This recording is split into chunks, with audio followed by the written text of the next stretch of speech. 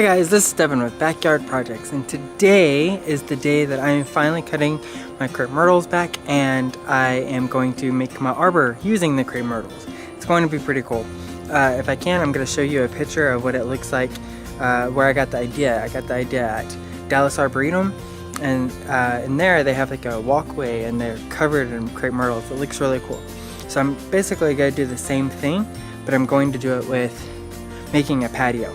Kind of like a pergola, but using crepe myrtles. I think it'll be really cool. So let me show you where it's gonna go. Alright, so we got this area all cleaned out yesterday. And so what I'm going to do is put a crepe myrtle here. Don't mind that, it's a rug that's trying to dry. Don't judge. And then I'm gonna put another crepe myrtle where that pot is. And then on this side, I'm going to put a crepe myrtle here. Now, this tree is dying anyway, and so it's not going to live much longer. So I'm kind of planning for it to die in the next probably 2 years. So I'm going to go ahead and do my crepe myrtle probably around in here, and then I'll bring it to where it canopies somewhere in here. So let me show you how I end up cutting my crepe myrtle. Alright, so I've cut down crepe myrtles before, and I've moved them that were this big. Actually, the ones that I moved were a little bit bigger. The trick is whatever the root ball size is needs to be what the canopy is. So I need a lot of the thinner branches, not so much the thicker ones. So I'm going to cut out a lot of the thick ones. I'm going to cut out, I have a lot of branches that are rubbing together. You can see how it bruises it. If I can do it. And it actually opens it up to wounds and fungi and all kinds of nasty stuff. So I go through and I clean that out. I go through and clean out all the dead branches and basically just kind of clean up the canopy, make it to where it's a little bit more manageable. See, I have a lot of dead here. Now, when I moved in, they were in pretty bad shape. I've trimmed them up a little bit, but I have not had a chance to really get after them. And since it's now beginning of fall, it'd be perfect time to do it. Oh, look at that. That branch is completely together now. No fixing that one. Anyway, I have 3 of these. That one is gonna be a booger, because that's the one that has the really nasty weed in it. That's got lots and lots of thorns. I don't know if you can see it. Anyway, it's pretty nasty stuff. Now this project is going to be a lot of work. It's going to take me hours and hours and hours. So I will show you how I trim up the first crepe myrtle, then I'll do the next 2, and I'll go ahead and put the crepe myrtles where they're going to go, but you won't actually, you'll kind of see the form that I'm going for, but it won't actually fill out until next spring. So anyway, you kind of have to wait, but I'm excited to get this project done. So before I get too high up there, I can go ahead and cut down a lot of this while I'm still down here. So I'm not up there having to cut down. I can cut from the bottom up. So this is whenever I will go ahead and trim up what I can and get it done. So I just have my pruning shears, I have some bigger loppers, and then for the really thick stuff I have my jigsaw. Anyway, that's what I will use for the bigger ones.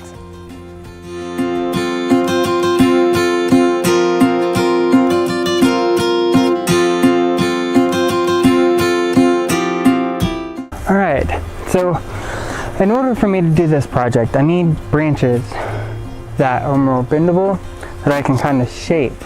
These ones that are super hard, I can't really do anything with those.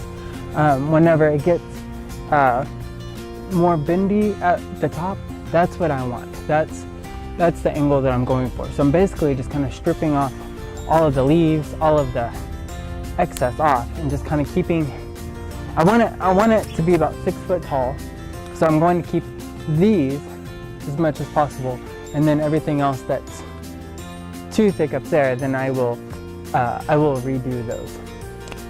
All right, so whenever I'm looking at the branches, I don't want to go too close. I kind of want to go back a little bit, like that. Just a nice clean cut that, like that. Alright, so I've gotten all the ones that I can with the pruners. So now I've got to get my saw out and do it that way.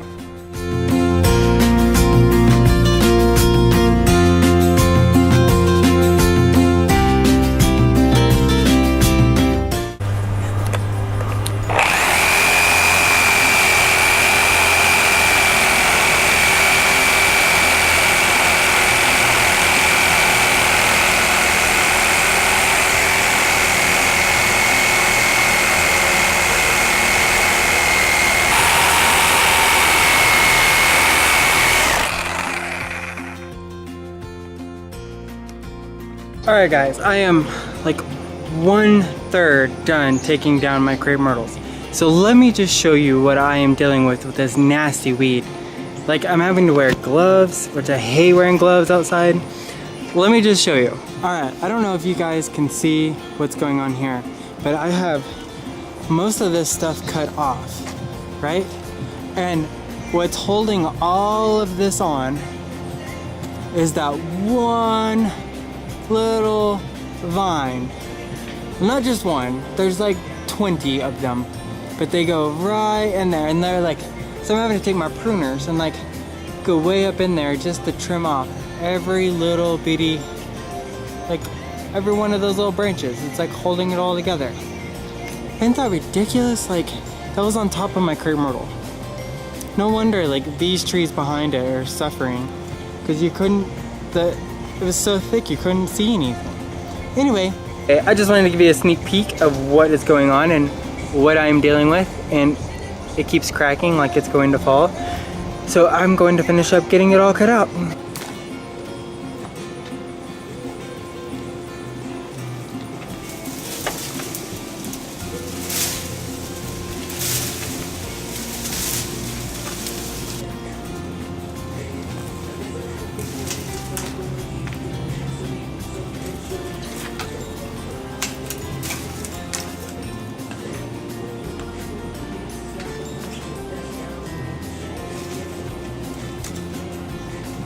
Alright.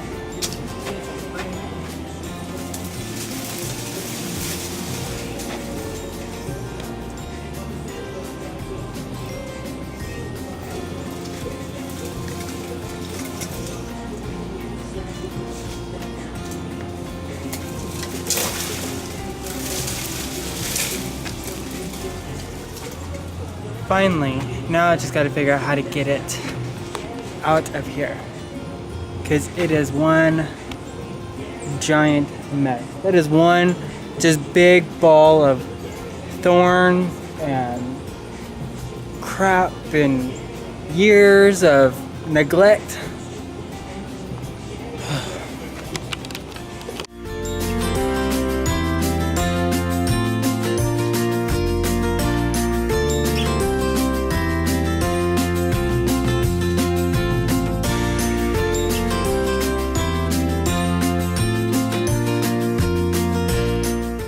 Good morning. So this is the second time that I've recorded this because I have lost the footage and I don't know where it went.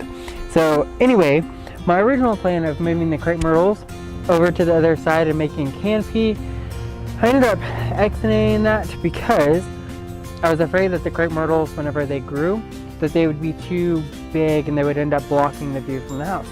So I ended up canceling that idea. I'm going to end up doing a pergola, just a 10 by 10 or 10 or 12 by 12 pergola, just so you can still see through it and it doesn't block the view.